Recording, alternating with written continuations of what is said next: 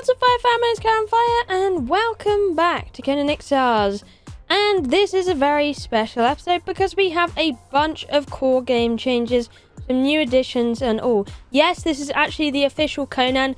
This is not mods. This is all actually going to be in the game, or is in the game now. It is going to be on TESTLIVE, I believe. But yes, we have a lot here today to look at. Lots of new stations, new dyes, new things, and a new vanity table that allows you to change your looks, such as adding in this new hairstyle that's right here. But first, you'll probably notice there are absolutely tons and tons of new stations that you have never ever seen before. And these are really cool, or really big as well, but they all have different uses in a way, or contribute to different things. Some things I really like, some things I don't like, but I'm going to talk about all of them to you today.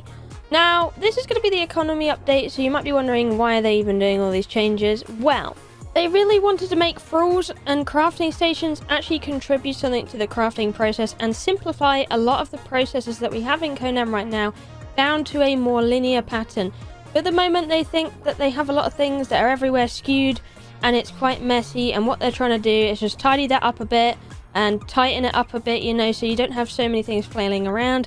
You get some better processes, etc. So that's the kind of thing they've done. They've done some things that has also been highly requested, such as even changing perk system as well. There was a couple of changes to the perk system that you might find really interesting, and I hope they do continue with it. And there was some changes to the fish traps as well. So like they promised in their original stream, some of these assets are actually now going to be a thing. So in the version you're used to, they had 4 tiers of crafting thralls, so you remember all of those. And on Siptah, we've had a terrible problem with them as well. As in, it's been very frustrating since it's very hard to get T4 named thralls. However, they are changing them so they are perhaps more useful or make more sense in theory. That's what they've said anyway. So that's the kind of idea behind why this is all getting put in and things are getting gutted out. So just get that clear. So basically, in the economy update, they are changing how crafting thralls work by moving some of the crafting power away from the thralls and into the workbenches where they belong. So the amount of power moved depends on what thrall type it is. Thralls that craft weapons and armor no longer have a bonus to crafting speed, cost reduction, or fuel burn time. Instead, these bonuses have been moved to crafting stations instead. Something quite nice as well that they have done to the armorers is they has actually removed all the exceptional flawless like they said they would earlier. So if you look in here, you can see there is none of that anymore. It's very simplified. You don't have to go scrolling through confusing pages of items, and now it's just all of this that you know, is quite normal like that, which is pretty nice. You also notice there's some different paddings as well. They actually ripped all the paddings out to make it much easier. So let's have a look at this set down here, the Pointain campaign. So if you look at this, you're only going to need 1 perfected heavy padding per each of these pieces. Sorry, this piece is all of that, and then this piece is all the perfected medium padding. So you won't have to just make like several pairs of boots, some heads, some chests. You just have to make some of this material now, which makes it much more cleaner, which I completely agree with. It's a lovely change that they've made here. And what they're pretty much doing with this is they are changing it so that the crafters you put in here, depending on what it is, will give like a bonus to the gear that you craft. So depending on your thrall depends on the bonus, which is a really interesting concept in a way, but I will be very curious to see how that works. So what they're pretty much trying to do is make use of the T1 and T2 thralls and give them some kind of statistical benefit, so you can actually use them and they won't be completely useless as they are. So to give you the kind of easiest way I can kind of talk about this is we're going to talk about the weapons, because that's pretty, you know, you kind of know what you're doing. So we have our blacksmith here. So if we put in the T1 here, so that one, it has different levels of modifiers which it can modify your stuff. So for a tier 1 on a weapons, it can give you a 1.02 armor pen modifier, durability 1.03, for weight 0.96, and then for damage a 1.02. So if you make it with one of these blacksmiths, it's going to give you a modifier that makes the armor slightly better if you didn't have a blacksmith in there anyway. And then the same goes from the 2 to the 3 to the 4. The ones you get, the more it goes up, etc. And I've seen there's actually going to be named ones that can contribute to different kinds of, well, different tiers really. So I've told you about the T1s, T3s, you know, it just goes up and up and up. And like I said with the named ones, they have their specialities as well on what they do better. So for example, the T4 pen named Blacksmith Thrall will give you a modifier in 1.222, and that's what it will give you on your armor. So that's the best one at penetration that you can get to craft you an armor like that. And then if you were to compare that to the damage one for penetration would give you a 1.06, which is the same as a T3 blacksmith. So you wouldn't want a damage one for the penetration, but the damage one, unlike the penetration, so the T4 damage blacksmith will go 1.2222 modifier on your damage, whereas the T4 penetration blacksmith will give you a 1.056 modifier. And also with that, that will depend on the attributes that they give, so what is good kind of thing that way. So you'll have your head, your chest, your hands, your legs, your boots. You know that usually gave like a +2 in vit or something, or a +3 in encumbrance. Well, that's going to change a little bit as well on how that actually works, which is really interesting. Please note as well, with all of the stuff going on, the old armor pieces that you have will retain the previous values. So all of this new stuff, you have to make new armor sets, etc. Just bear that in mind. So it can be a little bit confusing, but I will make sure to make a separate video on this to kind of explain it a little bit better, because the whole system is changing completely, which might be very confusing to some of you guys. I know when I was looking at it, I was like, oh, okay, this is changing now. This is very, very different. And of course, you might be wondering, why is there so many crafting stations that look different? Why is some of them similar? What is all this clutter here? So, they are actually, because of the Thrall changing, they are making specialized crafting stations. So all of these are going to be things you can actually craft for different reasons and stuff. So I think the best one to probably look at is going to be the alchemy. So this alchemist bench, they moved the potions and stuff into this bench over here. So it's no longer in the fireball cauldron anymore. It's going to be in its own separate special station. Which, yes, thank you, because the actual fireball cauldron was way too cluttered for my liking. So I quite like how they done this. But you'll notice they have several different alchemy bench. That's an alchemy bench. That's an alchemy bench.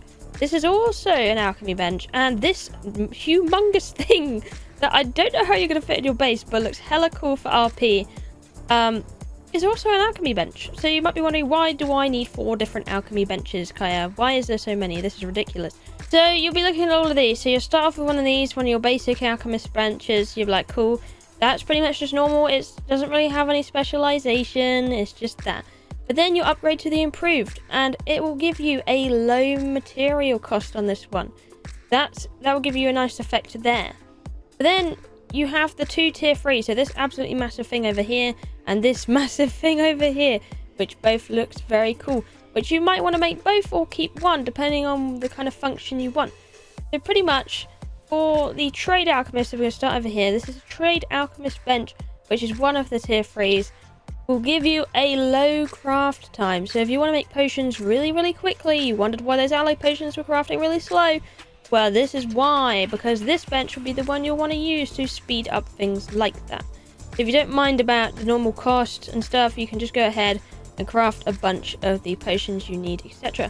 However, if you don't care about timing, like you just want to put it on, leave, go offline, no, or if you're on a server, things can craft overnight, goody gumdrops, you can actually go over here to this one, which is going to give you a low material cost. And I'm not gonna lie, I'm probably gonna go for the material cost, because at the end of the day, you want something that is a little bit cheaper, and that is literally half of what that is over there. So let's just have another look at something else. You see that's 10, the other one was 5. Let's go and have a look at perhaps something with a bigger cost. Yeah, the pure aloe extract is a 50/20. So let's have a look what it is over here. It's a 25/10. So I'm not gonna lie, I'm probably gonna use this because it halves the cost, and that is absolutely amazing. So like you say, if you want quick stuff over there, if you want cheaper stuff over here, what this one is going to do for you is it's going to give you a low craft time, but it's going to give you a high fuel usage. So you're going to use lots of fuel for the cost of time. But then you have this thing over here, which is really cool. It is the fuel efficient furnace, where this will give low fuel usage but high craft time. So this is the kind of one you'll do where you'll bang something overnight and you'll leave the server and you'll go to bed and sleep, and by the next day it'll be all done for you. Happy days.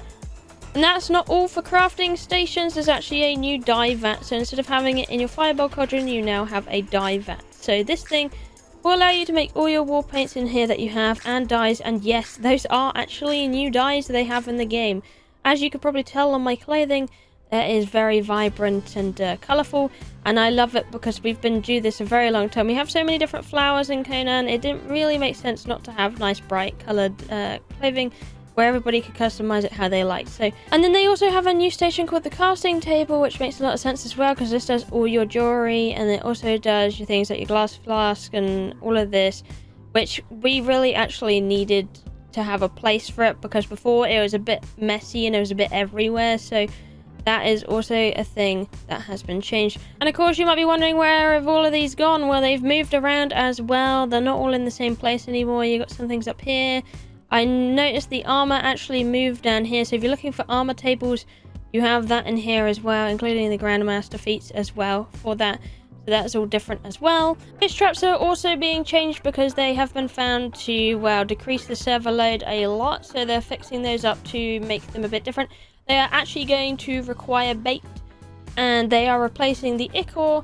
So instead you should be using resin for things like stone consolidate now, but resin can be easily obtained from trees with an iron pickaxe up. So they've changed it that way. They made resin easier to get, and you're going to have to, well, use that for the things you needed ichor for previously. And the new baits you'll need to use is insects, grubs, and bees. They're also changing the blunted javelin as well. They are adding adjustments to it to have it more in line with other concussive damaging weapons. So you won't be able to go madly swinging around like it was last time. That's completely changed. And they've also changed survival perks. So we can look at this right now in our attributes. Survival. We needed some perk changes because nowadays, because of the amount of changes they've been doing to the main game, some of these doesn't make sense, and I would say arguably the last perk of Vitality doesn't make much sense either, but they haven't changed that one yet. But it says gluttonous gains, eating food now counts as a healing potion, provides as a burst at the beginning of the regeneration effect. I would probably say that would be more of a survival thing, but it does do healing. But again, it's just, no, it doesn't make too much sense being there.